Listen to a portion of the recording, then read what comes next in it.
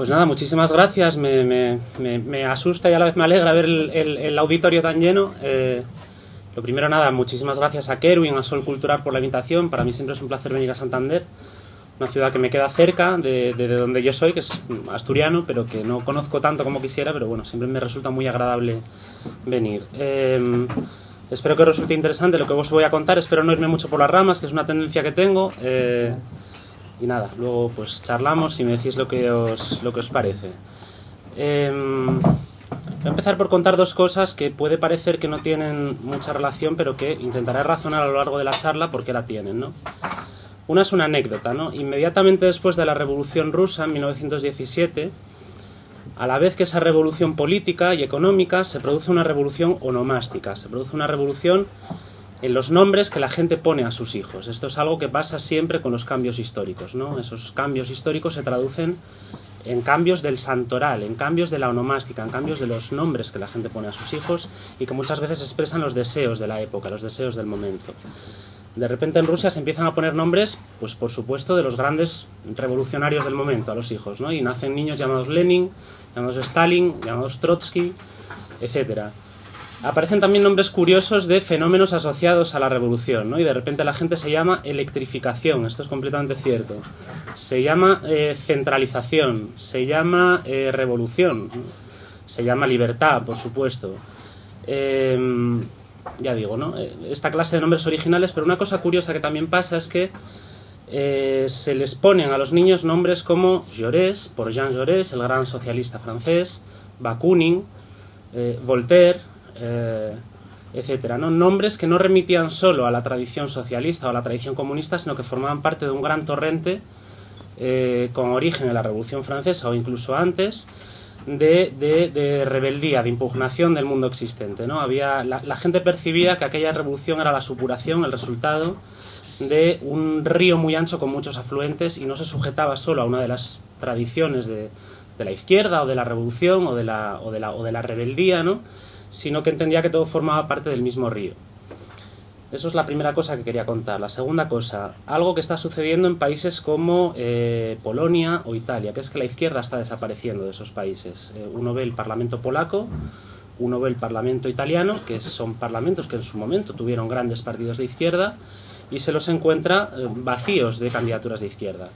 En Polonia prácticamente desaparecido, en Italia prácticamente desaparecido, siendo Italia un país que tuvo el partido comunista más potente de Occidente, el PC, el Partido Comunista Italiano.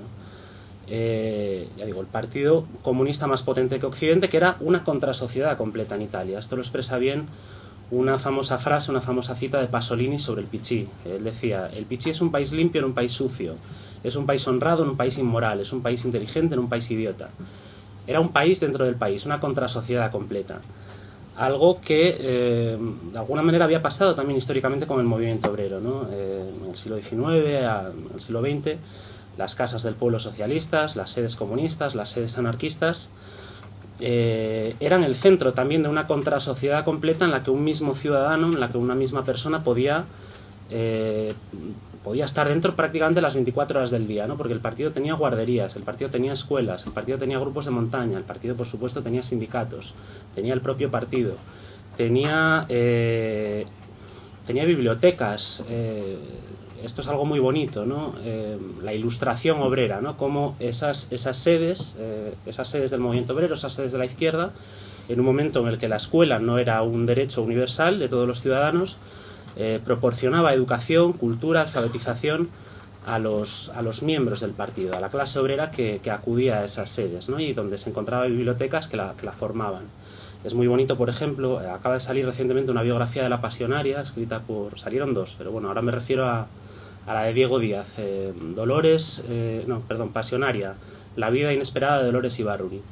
En ese libro él cuenta cómo Dolores entra en la sede socialista en aquel momento, en la casa del pueblo de su pueblo, de Gallarta, en Vizcaya, y entra básicamente a fregar y a cocinar. Esto también forma parte de la historia de la izquierda del movimiento obrero, ¿no? Este machismo dentro de nuestras organizaciones, pero en sus descansos de estas labores se sentaba y leía libros, ¿no? Y para ella la casa del pueblo fue, ella que era una mujer muy muy pobre, que contaba que había enterrado a uno de sus hijos prácticamente en una caja de cartón porque no tenían para pagar un ataúd, de esos hijos que a ella se le murieron, en la Casa del Pueblo encontró formación. Ella siempre decía que si no hubiera sido la gran revolucionaria que fue, ¿no? Si la historia no le hubiera reservado ese papel, hubiera sido maestra de historia, era lo que más le gustaba, ¿no?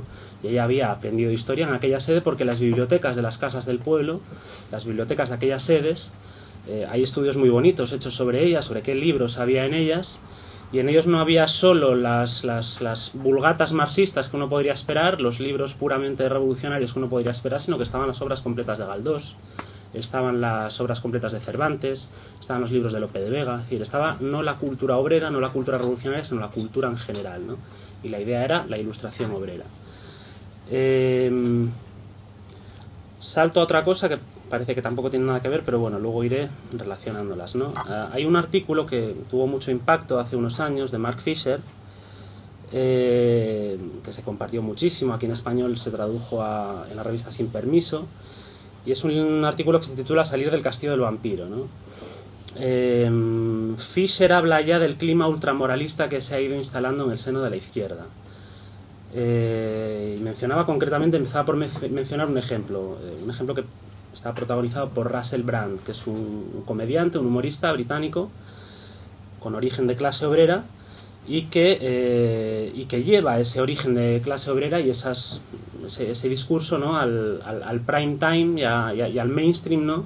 A la popularidad de una manera que ya casi nadie lo hace, ¿no? Un comediante, yo no lo conocía, pero bueno, Fisher explica en el artículo que tiene un discurso de clase muy, muy, muy refrescante, pero aparte es desafiantemente pro-inmigración, desafiantemente pro-comunista, desafiantemente anti-homófobo, etcétera. Es decir, un soplo de aire fresco de izquierda en el mainstream, ¿no?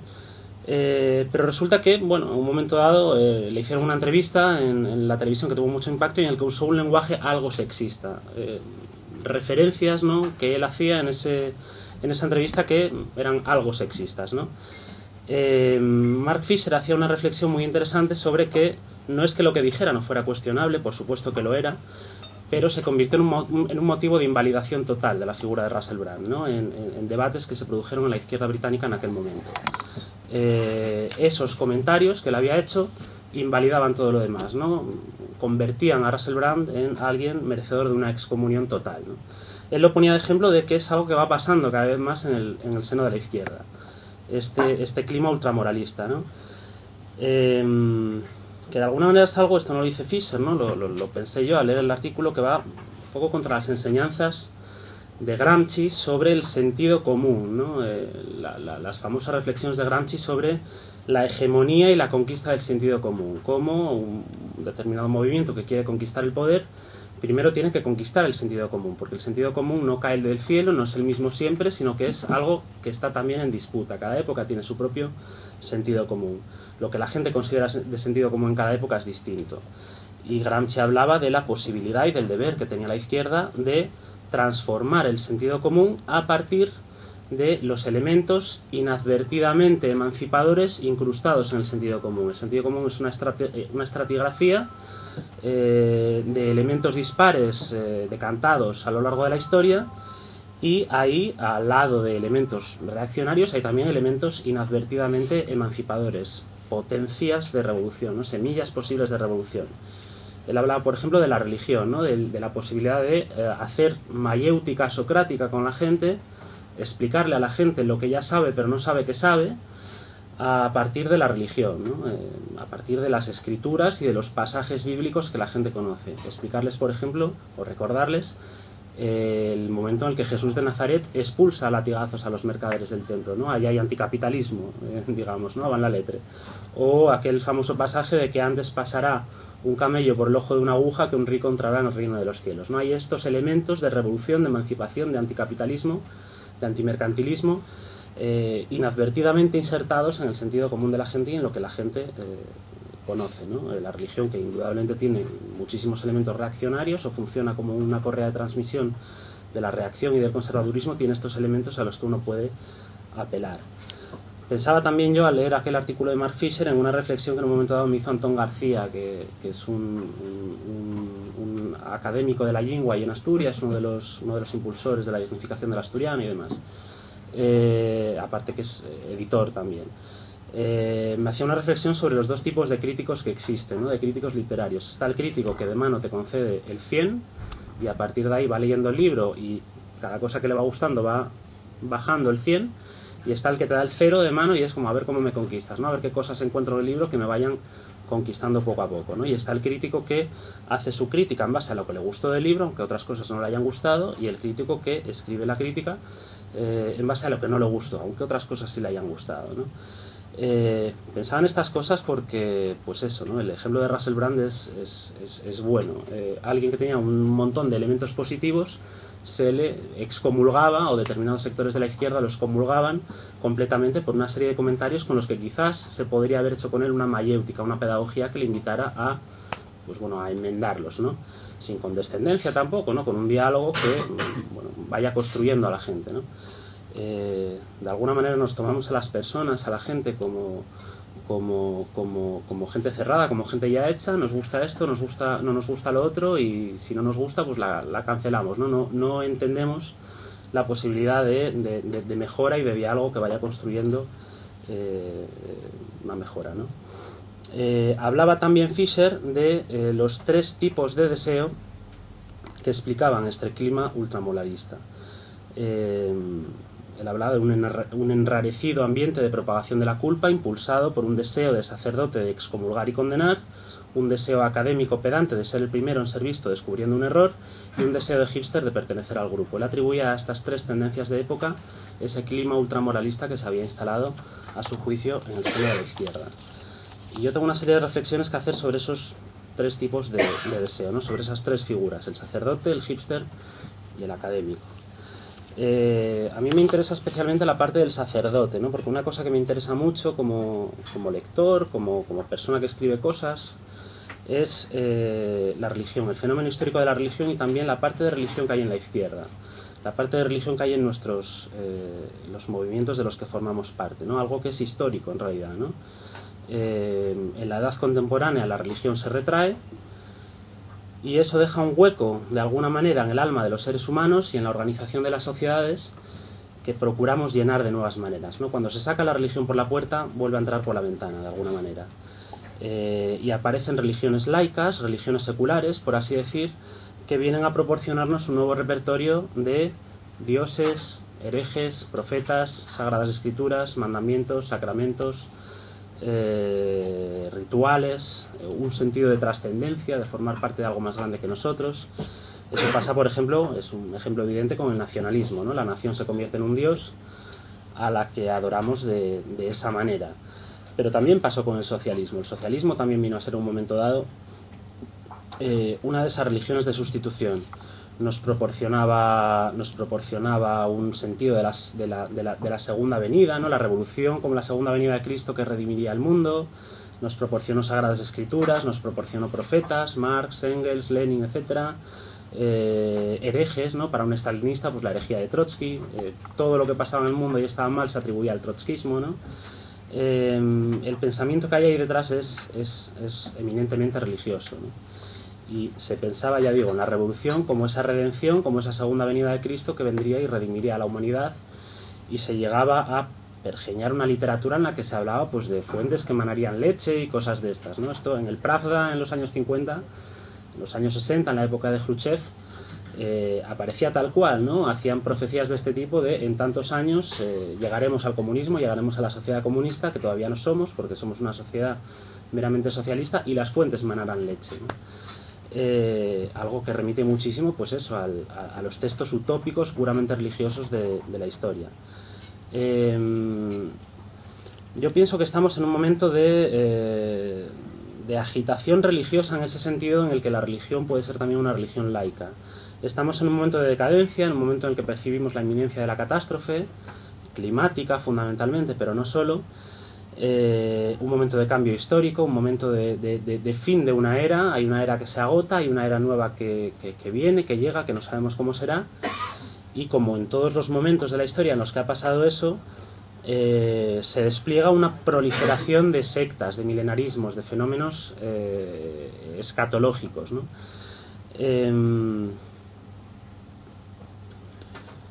estamos en un momento también del tipo... hay un libro de Hossam, el gran historiador marxista británico, que se llama Rebeldes Primitivos, que a mí me resultó muy interesante en su momento. Es un libro que bueno, ya tiene 50, 60 años y en algunos sentidos está superado, no se ven las cosas como las veía él, sino que hay críticas que se le han hecho, pero bueno, la idea me parece muy buena, y es que él se refiere a momentos, a movimientos que aparecen en el tránsito de la edad moderna a la edad contemporánea, y que están ya alzándose contra la nueva era, contra las novedades y las consecuencias que ha tenido la revolución industrial y ese auge del capitalismo, pero como todavía no han desarrollado banderas nuevas, maneras nuevas, movimientos nuevos, códigos nuevos de enfrentarse a eso, agarran las banderas viejas, banderas que son viejas pero que se alzan contra lo nuevo, ¿no? Yo creo que estamos en un momento de ese tipo en lo que respecta a grandes transformaciones socioeconómicas del mundo a las que nos enfrentamos con las viejas banderas que hemos venido usando en los últimos 2 siglos, ¿no?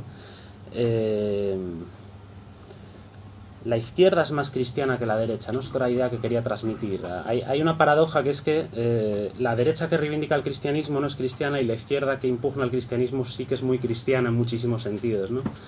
Y nos atraviesan pues ideas de pecado, de purificación, de expiación, de redención, que van asociadas a eso, ¿no?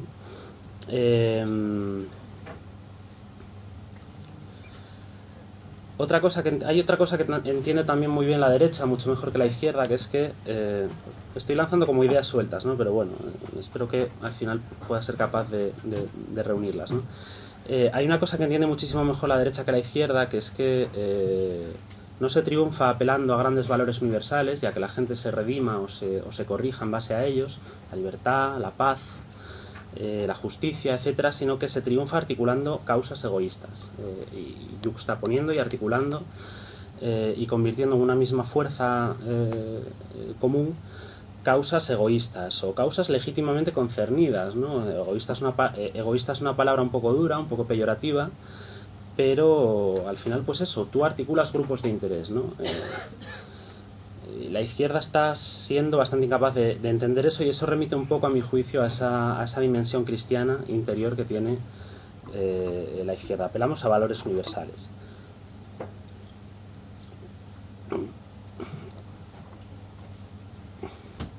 Y ya digo, hay esa proliferación creciente de sectas, de comunidades cerradas de culto, ¿no? Esto es algo que se ve muy bien en Twitter, en las redes sociales, ¿no? Cuando a veces discutes con comunistas, por ejemplo, ¿no? Con comunistas que viven su comunismo de una manera que es meramente folclórica, ¿no?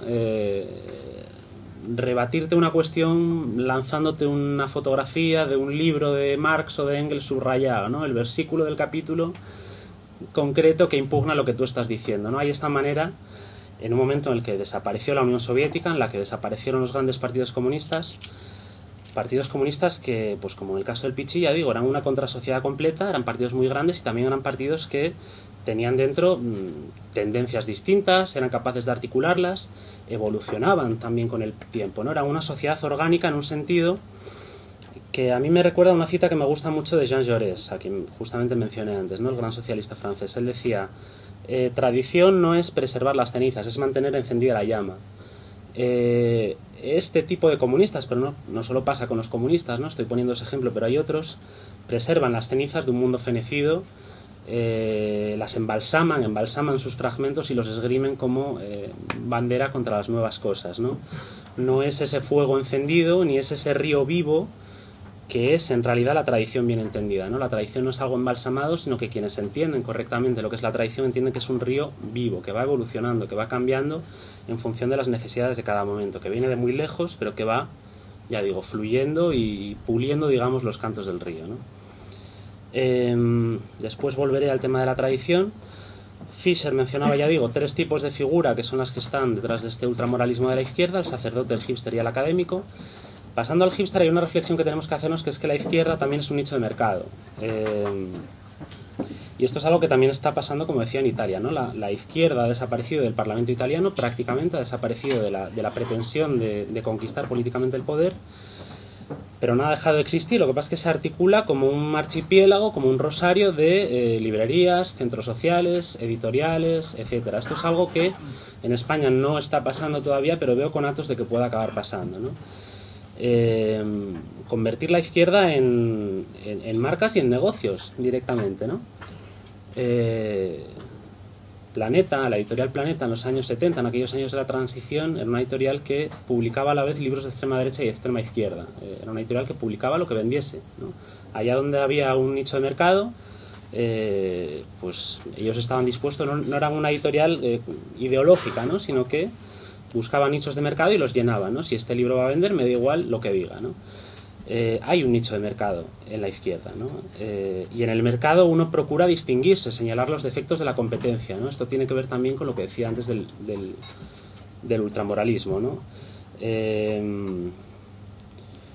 Y también con las marcas personales, ¿no? Hay literatura neoliberal sobre esto, ¿no? Sobre que tienes que construirte tu marca personal, tienes que ser un empresario de sí. Tú eres un empresario unipersonal que en esta dinámica de darwinismo social, de competición social despiadada en la que estamos todos instalados, tiene que distinguirse, tiene que construirse su marca personal.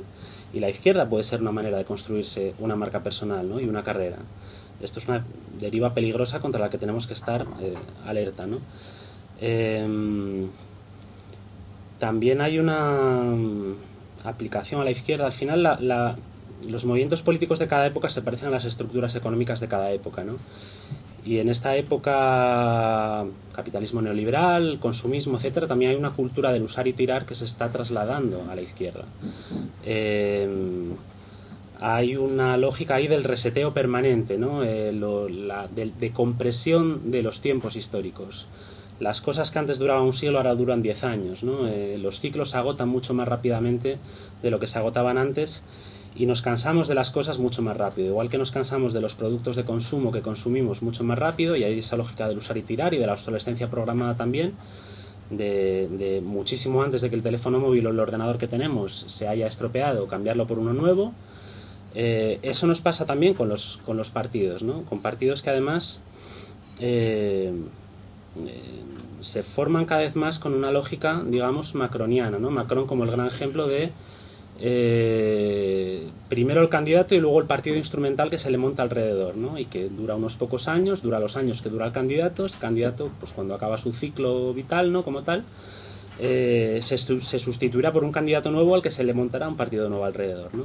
Hay una ruptura de la tradición en ese sentido, ¿no? Ya no se reparan las cosas y tampoco se reparan ya, igual que no se reparan las cosas que consumimos, no se reparan ya los partidos y las organizaciones, sino que se tiran y se funda uno nuevo, ¿no? En cuanto al académico, ¿no? Yo en este libro, yo tengo publicados 3 libros, este es el último, es un estudio sobre los nuevos odres del nacionalismo español, lo titulo, sobre nuevos soportes, nuevos símbolos, nuevos códigos culturales, nuevos rituales, etcétera, que expresan la fortaleza y la creatividad y el momento de fuerza que está teniendo el nacionalismo español en los últimos años. Acuño una metáfora religiosa para referirme a ello. Todo movimiento político, en la medida en la que, como decía antes, es una religión laica, necesita para propagarse ser eficaz en 3 niveles distintos de complejidad. Necesita teólogos, misioneros y catequistas. Necesita al teólogo que arme la cosmovisión compleja del mundo, al Santo Tomás de Aquino que escriba 30 páginas incomprensibles sobre el misterio de la Santísima Trinidad, pero después necesita también misioneros y catequistas que conviertan esa complejidad, esa cosmovisión compleja, en parábolas y mecanismos de adoctrinamiento sencillos, que funcionen de una manera rápida y eficaz. Igual que necesitas a Santo Tomás de Aquino, necesitas al San Patricio que cuando iba a Irlanda a evangelizar a los paganos les enseñaba un trébol de 3 hojas y les decía: esto es la Santísima Trinidad, 3 hojas en una misma planta.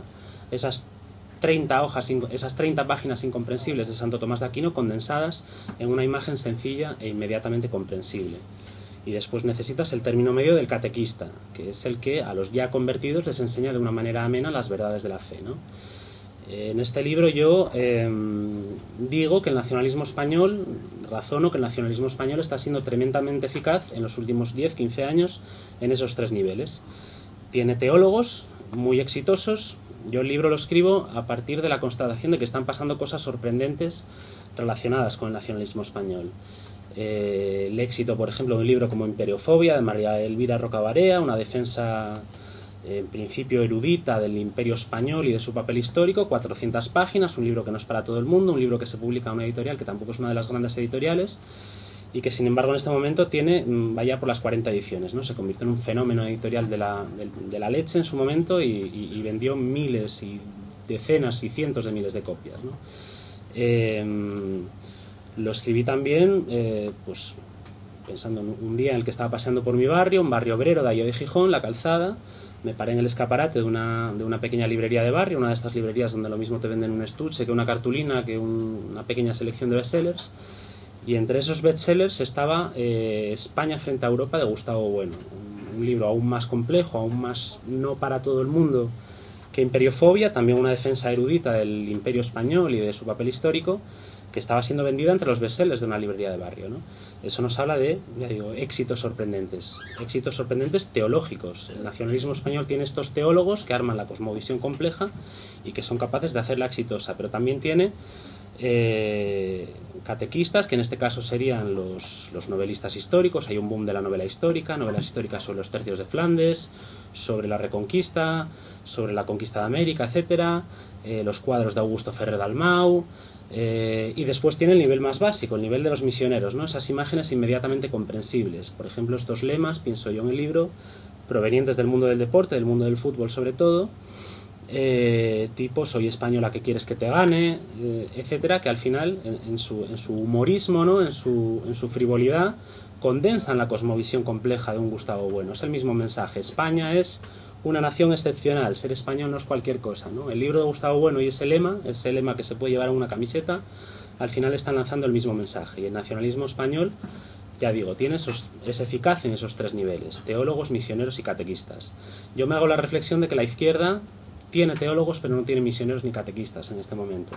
Uno va a una librería maravillosa como La Vorágine, por ejemplo, y se la encuentra llena de libros acojonantes que están saliendo en este momento, que le pasan revista hasta el último engranaje del capitalismo, del patriarcado, de la colonialidad, etcétera. O sea, de todas las opresiones que en el mundo tenemos el mapa completo, ¿no? Sabemos hasta en el último engranaje cómo funciona. Sin embargo, no estamos siendo capaces de llevar eso al nivel de los misioneros y los catequistas, ¿no? Al nivel de hacer novelas históricas de izquierdas, al nivel de que tengamos un Ferrer Dalmau de izquierdas, que en lugar de pintar a los tercios de Flandes pinta la invasión guerrillera del Valle de Arán, al nivel de tener pues catequistas, ¿no? Esa creatividad en la acuñación del lema, de la consigna resultona, que sí que está teniendo el nacionalismo español.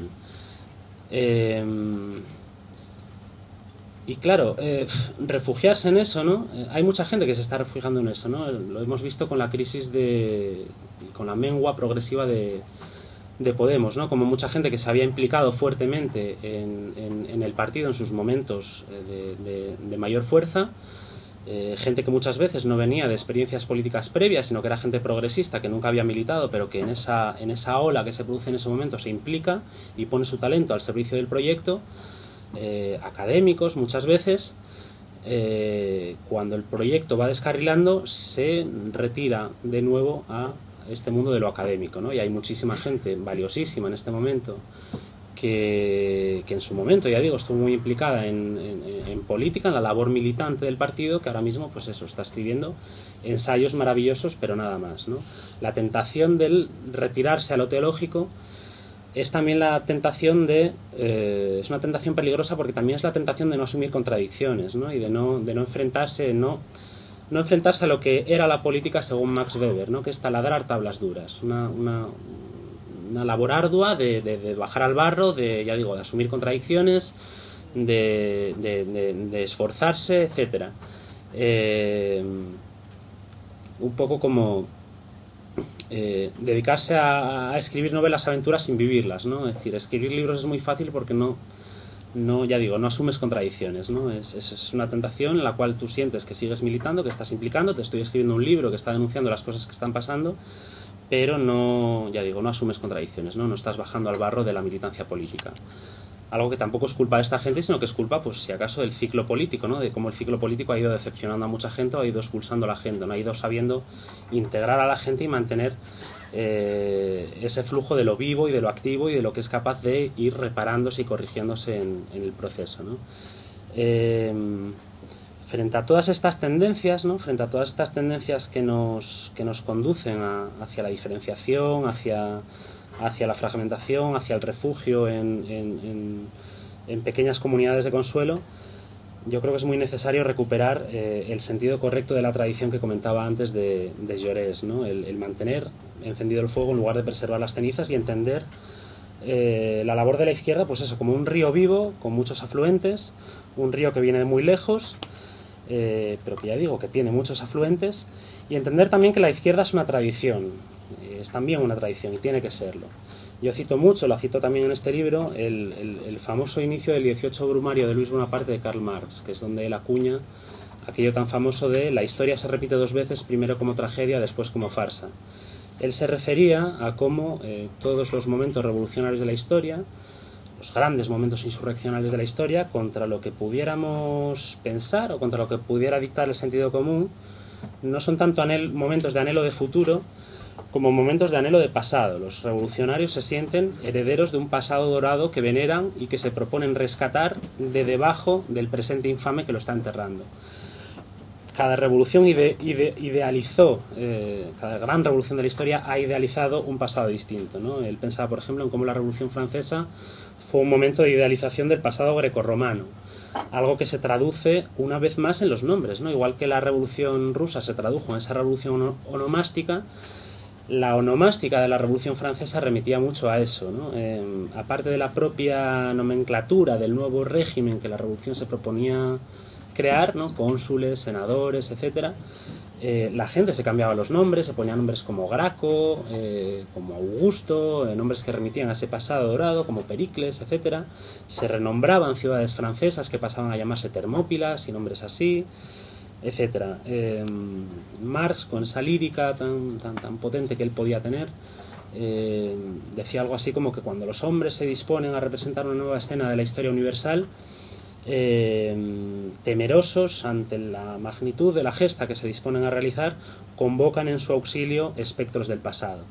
Necesitamos sentirnos herederos y luchadores codo con codo de un ejército de espectros del pasado que nos impulse en esa tarea revolucionaria que nos proponemos realizar. Benjamin, el filósofo, también decía que las revoluciones no se hacen para liberar a los nietos, sino para vengar a los abuelos esclavizados. Es el pasado el que impulsa a los revolucionarios y no el deseo de futuro. Algo que nos hacíamos esta mañana en una conversación que tuvimos, la reflexión de que es un problema de la izquierda española en este momento. La izquierda española en este momento, el pasado que esgrime, los espectros del pasado a los que convoca a librar la guerra del presente, son los espectros de un pasado demasiado estrecho, son los espectros de la Segunda República, la Guerra Civil y el franquismo y el antifranquismo. Tenemos esa memoria histórica, pero ninguna más, ¿no? No tenemos el sentido profundo de hilo rojo del pasado que sí que tiene, por ejemplo, la izquierda británica, donde un Jeremy Corbyn pues da mítines debajo de una estatua de Robin Hood o reivindica a los levelers, etcétera. Hay unos siglos ahí, hay más de un milenio ahí de hilo rojo del que esa izquierda se siente heredera. Esto es algo que también está haciendo muy bien el nacionalismo español, las ultraderechas de todo el mundo también, en general, ¿no?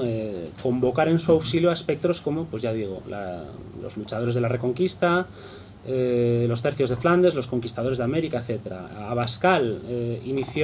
Santiago Abascal inició una campaña electoral a las generales en España en Covadonga, dando un mitin debajo de la estatua de Pelayo, de ese Pelayo musculoso que hay en Covadonga,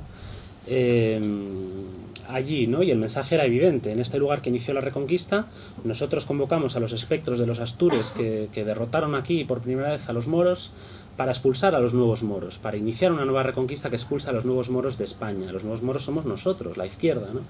Son los moros literales, ¿no? Son los inmigrantes a los que Vox también se propone expulsar, fundamentalmente a los musulmanes, pero somos también nosotros, la izquierda, ¿no? Dentro de un mensaje general, de un imaginario general que atraviesa a todos los productos culturales de los que yo hablo en este libro, que es una imagen de fortaleza asediada, ¿no? España es una fortaleza asediada por un asedio exterior, que es pues desde la inmigración hasta el marxismo cultural, etcétera, todos estos mensajes conspiranoicos, ¿no?, que mueven a esta gente. Y ese asedio tiene una quinta columna dentro, que es la izquierda. La izquierda es la que le abre las puertas al enemigo. La ultraderecha, ya digo, está siendo muy capaz y muy habilidosa en esto, ¿no?, en convocar en su auxilio a los espectros del pasado. Pero la izquierda española no lo está sabiendo hacer, ¿no? No estamos escribiendo novelas históricas sobre los comuneros, sobre la huelga de la canadiense. Poca gente conoce la huelga de la canadiense, ¿no?, una huelga tan épica, tan histórica, ¿no?, una de las primeras en el mundo conquista la jornada de 8 horas. No es muy conocida en España, ni es algo que circule como un mito movilizador en la izquierda española, ¿no? Virginia Woolf decía que el pasado tiene que tener espesor, tiene que tener profundidad para que nos golpee. Si el pasado es muy fino, no nos va a golpear. Necesitamos ese pasado profundo y ese sentido de formar parte, ya digo, de un río que tiene muchos afluentes, que viene de muy lejos y que se propone ir muy lejos, ¿no? Y con ese agua reventar las presas infames, ¿no?, del presente. El moralismo también rompe nuestra conexión con el pasado, y esto es algo que es importante reflexionar sobre ello, ¿no?, porque hace intraducibles a nuestros antepasados, ¿no? Si nos instalamos en ese clima ultramoralista, revisar hasta la última declaración que alguien dijo, como alguien dijo una vez, bien investigado, todo el mundo tiene 15 años de cárcel, ¿no? Y en la revisión de muchos de las figuras, ¿no?, que fueron héroes históricos de las causas que nos mueven, pues nos encontramos toda clase de cosas que hoy consideramos intolerables, pero entonces no lo eran, ¿no? Nos resultan intraducibles. Y eso, pues ya digo, nos rompe, ¿no?, nos segrega, nos escinde del pasado y nos impide tener detrás ese pasado profundo que decía Virginia Woolf, que nos impulse. Yo creo que es muy necesario, y ya voy cerrando, ya digo, recuperar ese sentido correcto de la tradición, sentirnos parte navegando un río ancho y un río largo, un río que viene de muy lejos y un río que también, pues eso, recibe muchos aportes, ¿no? Igual que aquella sociedad rusa de 1917 que entendía que la revolución era la supuración de muchos afluentes distintos y que Bakunin era un héroe tanto como Lenin o tanto como Voltaire, porque todos habían contribuido a generar ese flujo. Nosotros hoy, en este momento de cambio, en este momento de decadencia, en este momento de transformación histórica, debemos practicar ese arte tan bonito japonés que es el kintsugi, que es cuando un jarrón se ha roto, volver a pegar sus fragmentos con hilo de oro, de tal manera que se recupere la forma del jarrón, pero se vean las heridas, la rotura, porque la rotura forma parte de la historia del jarrón, pero esa rotura sea embellecida, ¿no?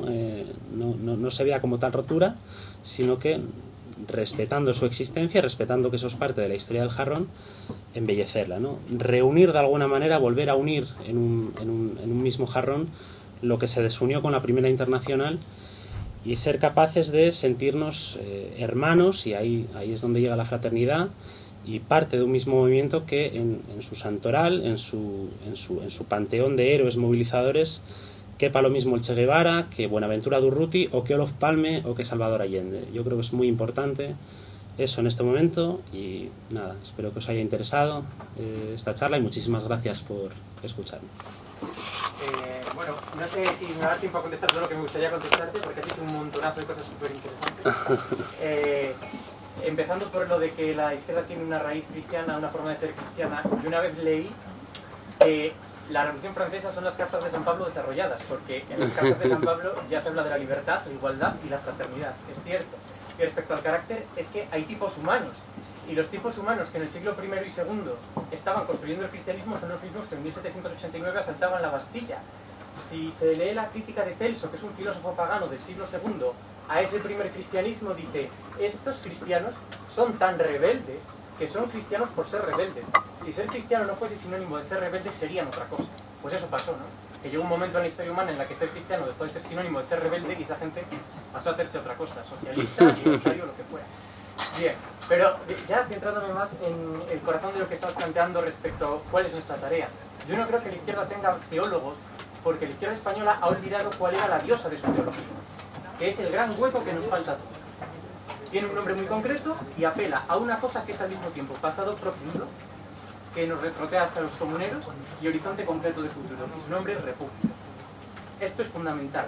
El republicanismo español es una tradición autónoma del socialismo, del comunismo y de todas las demás, y cuando uno se identifica con ella, puede tener una visión coherente de la historia de España, del presente de España y de la tarea inmediata a futuro, que no cae en los marcos que han caído ya con el muro de Berlín, del socialismo y el comunismo. Eso en mi opinión. Entonces, mi pregunta fundamental para ti sería si no crees que realmente estas heridas que le quedan a la izquierda no se pueden suturar con la apelación coherente, eficiente, cabal y bien pensada y buscada en nuestra tradición de la República, como horizonte, como significante, como se dijo durante un tiempo en ciertos sectores de la izquierda, significante agregador de demandas óptimo, porque es verdad que estamos en un momento en el cual la política se está macronizando, que significa ni más ni menos que está colapsando la sociedad industrial, la sociedad de clases homogéneas a la que ha quedado lugar, y por tanto la política ya no se hacen partidos de masas ni se va a volver a hacer.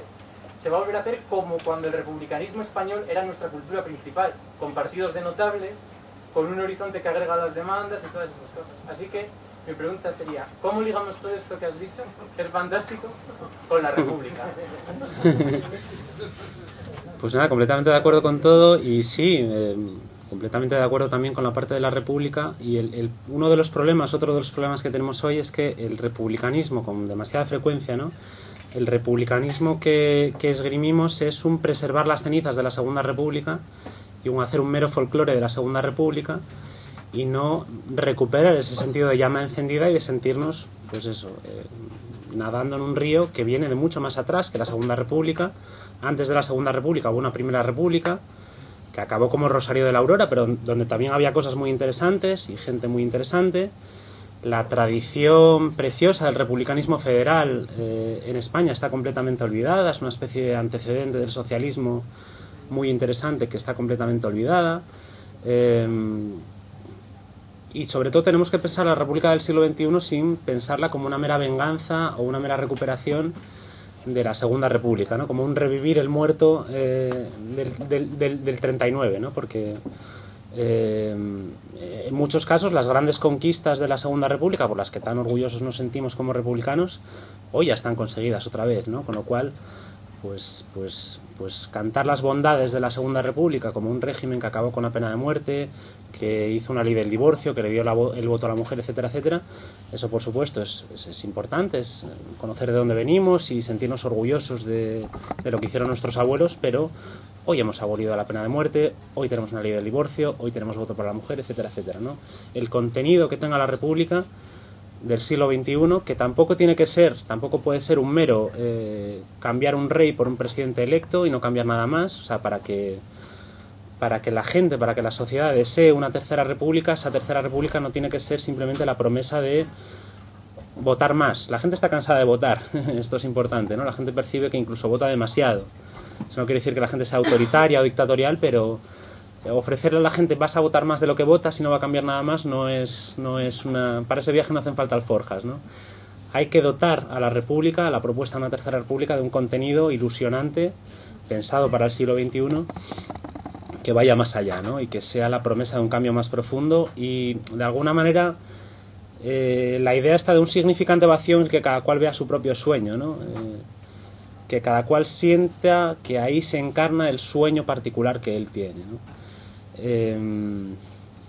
De alguna manera, una versión virtuosa y de izquierdas y progresista de algo que está sabiendo hacer muy bien la ultraderecha en este momento, que es sectorializar la oferta, ¿no? Que la oferta sea pues una serie de puntos de los cuales a lo mejor a ti el que te conmueve, el que te interesa y el que te moviliza es uno, y a lo mejor no te gustan demasiado los demás, pero si me satisfacen con este punto concreto que para mí es importante, estoy dispuesto a transigir con todo lo demás, ¿no?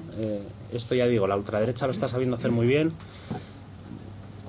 con muchísimo dinero, porque para la guerra, como decía Napoleón, se necesita dinero, dinero y dinero, y ellos tienen mucho dinero para hacer cosas como aquello de Cambridge Analytica y demás, ¿no? De utilizar las redes sociales para detectar qué es lo que a ti te interesa y lanzarte mensajes personalizados.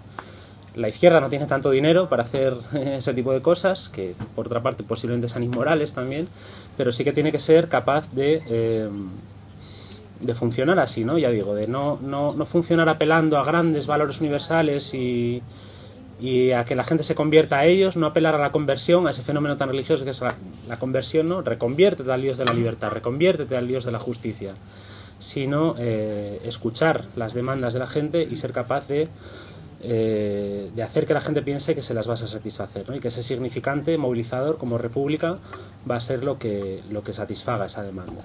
Tenemos que ponernos a pensar en eso y desgraciadamente creo que no lo estamos haciendo, sino que, ya digo, estamos haciendo un mero folclore o larpeo, como dicen los chavales de hoy, de la Segunda República, que no va a ninguna parte.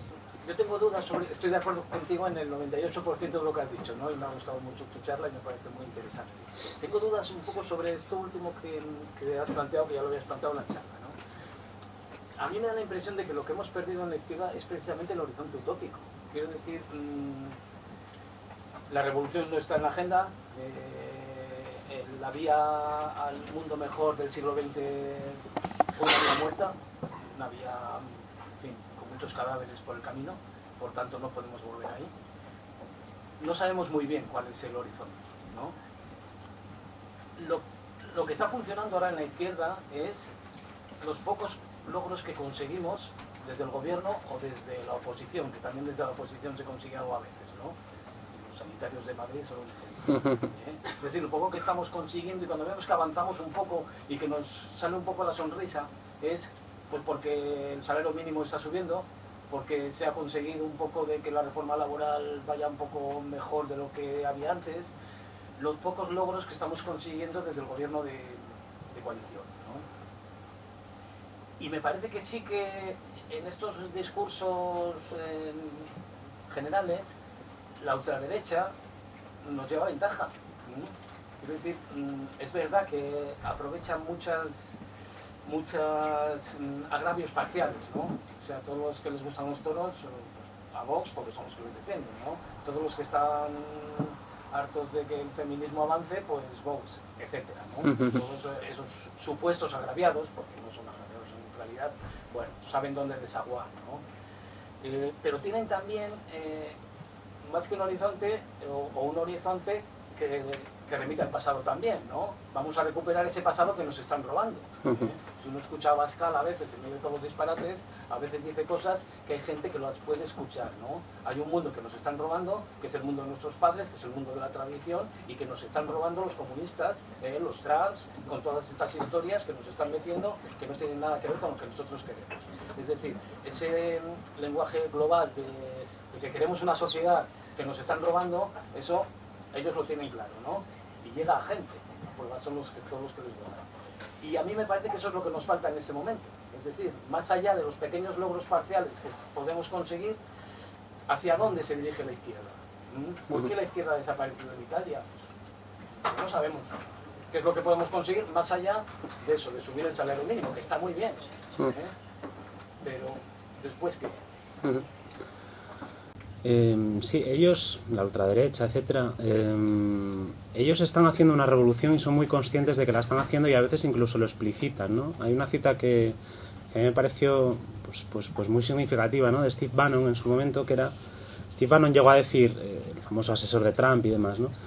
Yo soy leninista, dijo él, quiero derribar el orden establecido. En ese sentido soy leninista, ¿no? Quiero derribar el orden establecido hasta los cimientos, ¿no? Dentro de esta estrategia general o de este mensaje general que ellos lanzan de que la izquierda ahora es lo élite, ¿no? Las élites globalistas, etcétera, y nosotros somos el pueblo llano que se alza contra eso y que se rebela contra eso. Y que forma parte también de una capacidad que ellos tienen, que están teniendo, de cooptar imaginarios de la izquierda o típicamente asociados a la izquierda y pervertirlos en un sentido ultraderechista, ¿no? El feminacionalismo, por ejemplo, ¿no? En España, en el mundo, en un momento dado entrevistaron hace un par de años a Rocío Monasterio y la foto que acompañaba la entrevista era Rocío Monasterio disfrazada del famoso cartel feminista de Rosy la remachadora, haciendo así con el brazo y tal, ¿no? O sea, yo soy la verdadera feminista que está defendiendo los valores y los derechos ilustrados de Occidente frente a una invasión bárbara de musulmanes que llega a ponernos velo y a tirarnos piedras y demás, ¿no? O el homonacionalismo también, lo mismo pero con los homosexuales, ¿no? Algo en lo que fueron pioneros Pim Fortuyn en Holanda, la ultraderecha holandesa y demás. Y ellos, ya digo, ellos sienten y son muy conscientes y lo verbalizan así que están haciendo una revolución. que es una revolución contra los derechos civiles, contra el estado del bienestar, etc. Y una reflexión provocadora que me tengo hecho alguna vez es que quizás debamos dejarles a ellos el papel de revolucionarios y coger nosotros el que ellos dejan libre, que es el de los contrarrevolucionarios, ¿no?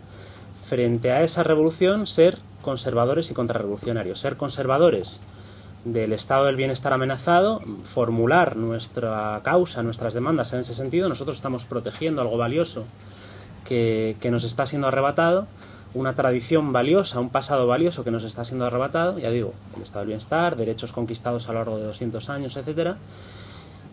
Y la contrarrevolución que es una revolución ella misma, ¿no? Cuando uno lee sobre los pensadores contrarrevolucionarios históricos, los de Mestre y compañía, ve que ellos entendían la contrarrevolución como una revolución ella misma, ¿no? Me parece que era Burke el que decía: nosotros tenemos que ser jacobinos contra los jacobinos, tenemos que usar las mismas armas que está usando la revolución contra nosotros, contra ella. Los mismos mecanismos de propaganda, de propagación, la misma violencia, la misma ira, ¿no? Y tenemos que alzarnos en defensa de un antiguo régimen que no era ideal, que estaba muy degradado, que estaba muy deteriorado, no en vano provocó una revolución contra él. Y tenemos que alzarnos primero en defensa de él, pero después reconstruirlo. Construirlo más fuerte, con materiales nuevos, con materiales modernos, ¿no? Construir el mismo edificio, pero no pegando los cascotes desgastados que se derribaron, sino construyéndolo con sillares nuevos y modernos, ¿no? El mismo edificio, pero con sillares modernos. De alguna manera tenemos que, es una reflexión, ya digo, provocadora que yo me hago, entendernos así, en primer lugar como conservadores frente a esa revolución que nos quiere arrasar, que quiere arrasar un antiguo régimen que tenía muchas cosas valiosas, pero ese antiguo régimen que tampoco era ideal, reconstruirlo, ¿no? Aprovechar esa contrarrevolución, que es una revolución ella misma, para alzar un estado del bienestar nuevo que sea mucho más fuerte, mucho más avanzado y mucho más potente, ¿no? No sé cómo lo veis, a lo mejor es demasiada paja mental, ¿no? La que yo me hago con esto, pero creo que eso. Me parece interesante no sé si hay más preguntas por ahí, esta última consideración que hace. Lo que pasa es que eso choca un poco con el lenguaje, quiero decir, el lenguaje de la izquierda es un lenguaje que muchas veces es puramente adversarial, entonces puramente a la contra, es como dar por hecho, es decir, es como, no sé cómo llamarlo, como esos apuntalamientos que se ponen a las paredes, que se sujetan porque hay alguien enfrente, y a mí me parece que ese es un discurso muy pobre, porque en realidad depende del otro, es decir, toda la fuerza de la prueba la tiene el adversario. Entonces yo tengo razón porque estoy contra no sé quién. Pero claro, estar contra no sé quién, cuando se nos están cayendo los palos del tendajo, es una cosa complicada. Pero el lenguaje de la izquierda es el lenguaje de la resistencia, el lenguaje anti. Entonces, ¿cómo, no sé cómo decir, cómo negociamos el mantenimiento de estos elementos que nos podemos quedar sin ellos y los echaremos de menos pasado mañana, con esa posición, digamos, emancipatoria, como he dicho antes, de recuperar el sentido de las utopías, pero sabiendo que a veces el conservar lo que tenemos es lo más revolucionario, porque podemos quedarnos sin ello, y es, yo creo, un principio de realismo darnos cuenta, como dices, que esas revoluciones de la ultraderecha, y has comentado la desaparición de la izquierda en esos dos países, pero pensemos en Israel. Israel es otro ejemplo, se ha hecho, sí. Pensemos en Israel, un país que nace con un partido laborista que ha estado hasta los años 70 hegemónico y que hoy no hay izquierda en Israel. O sea, no hay izquierda en Israel. Y podríamos hacer un recorrido más grande. Hablamos de Francia. ¿Qué tipo de izquierda hay en Francia? ¿Y qué articulación puede tener de cara a una posibilidad electoral, ¿no? Entonces, claro, por una parte, lo que comentas, claro, por otra parte hay esa izquierda que se infeudó con el neoliberalismo a partir del consenso de Washington y que no ha hecho, o sea, así como hay una izquierda, decía antes Javier, ¿no?, que no ha hecho todavía la digestión de la caída del muro, pues hay también, yo creo, esa otra izquierda que lo digirió demasiado, ¿no? Efectivamente, se embarcó en el consenso de Washington, eso de que está bien ser rico, y claro, desde los dos puntos de vista, este último aspecto que comentas, que yo creo que sí que nos obligaría a repensar muchas cosas y a reconstruir un cierto lenguaje, pues me parece que tiene mucho interés, pero nos hace falta como abandonar algunas telarañas o cenizas, como tú has dicho, ¿no? Porque ese lenguaje, o sea, lo mismo que tú has dicho, ser conservadores, obviamente, todas las conquistas que se han hecho conservarlas, eso no puede ser conservado, porque si no, llegaríamos a aquello que decía Voltaire, es decir, si el mundo no ha avanzado nunca, seguiríamos siendo plantígrados hoy, ¿no? Hay que reconocer pues, las cosas que se han hecho y defenderlas no es reaccionario. Yo no creo que formular las demandas en un lenguaje anti sea un problema, porque de hecho la ultraderecha las formula en un lenguaje anti, ¿no? O sea, nosotros somos el otro, como mayúscula, la izquierda, ante el cual ellos se alzan y que los codetermina, ¿no? Esto es algo que se ve muy bien en la historia de los nacionalismos, ¿no? Como unos nacionalismos codeterminan otros. Tú tienes un enemigo ante el que tú te esgrimes como un espejo, ¿no? El nacionalismo francés genera al alemán, el griego genera al turco, el ruso genera al polaco, el catalán genera al español y viceversa, etcétera, ¿no? No creo que lo anti sea un problema, porque además lo anti es un elemento aglutinador. Escribiendo este libro, una cosa que me llamó mucho la atención en su momento era que, bueno, yo en un momento dado me puse a buscar en Amazon libros que remitieran a este nacionalismo español, ¿no? Para hacerme una idea de qué se había publicado y de si había por ahí algún libro que yo no tuviera en el mapa, ¿no? Y leerlo para saber cómo piensa esta gente y qué son las cosas que argumenta. Me encontré con una cosa curiosa, que es que el algoritmo de Amazon, que te recomienda lecturas recomendadas, cuando tú buscabas a lo mejor el libro Imperiofobia de María Elvira Rocabarea, o un libro de Gustavo Bueno, o de Pedro Insua, te hacía una catarata de recomendaciones súper diversa, en la que aparecía Los enemigos del comercio de Antonio Escotado, libros ultraliberales también de Rayo, de Gloria, ¿cómo se llama esta mujer guatemalteca? Gloria Fernández, me parece. Pero también había libros de Santiago Armesilla, o sea, un comunista, ¿no? Un comunista nacionalista español. Aparecía los libros de Pedro Insua, que él dice que es un socialdemócrata jacobino. Aparecían libelos antifeministas, aparecían libelos contra los gays. Es decir, había toda una batería de productos ahí que el algoritmo de Amazon consideraba relacionados con ese, que iban, ya digo, desde lo ultraliberal hasta lo comunista, pasando por lo socialdemócrata o tal, ¿no? O sea, al final hay una convergencia ahí. Ese algoritmo expresaba bien cómo se pueden dar convergencias de enemigos muy dispares contra un enemigo común. Lo que Colin Campbell, un estudioso al que citó en el libro, llamaba el cultic milieu, refiriéndose a una cuestión ligeramente distinta, que es como movimientos heterodoxos muy distintos y hasta rivales entre sí, pero que comparten un mismo enemigo, van convergiendo, ¿no? Él se refería fundamentalmente a ufología, antivacunismo, terapias alternativas, etcétera, a todo este mundo, ¿no?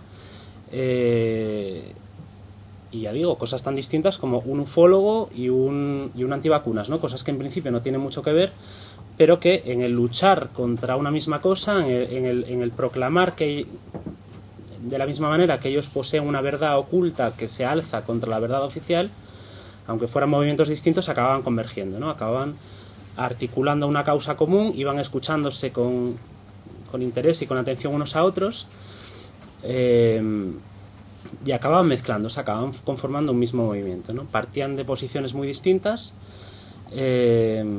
incluso contradictorias, ¿no? Desde movimientos que se proclaman como defensores de la ciencia hasta movimientos que se proclaman como contrarios a la ciencia, pero en ese ser enemigos de un mismo enemigo se escuchaban unos a otros, se prestaban atención unos a otros, no se pisaban, entre bomberos no se pisaban la manguera porque entendían que había ahí una causa común y al final acaban convergiendo en una misma causa. Esto está pasando hoy con las ultraderechas, ¿no? Las ultraderechas están siendo capaces de, ya digo, de todo aquel, de ser capaces de hacer converger a todo aquel que tiene algo que decir o algo contra lo que indignarse en relación con la izquierda y con el progresismo. Cosas, ya digo, pues distintas, pero que acaban convergiendo en un movimiento común. Por eso, ya digo, yo creo que el lenguaje anti en sí no es un problema, porque encontrar ese enemigo común puede ser la manera de coaligar eso que en principio puede ser difícil de coaligar. Y lo que decías del muro de Berlín me recordó a simplemente una cita, ¿no? Una frase muy buena de Anguita en su momento. Él decía que el muro de Berlín se cayó sobre sus dos lados, sobre el lado comunista y sobre el lado socialdemócrata. No sé, simplemente eso, ¿no? Me parecía una cita muy buena y tal.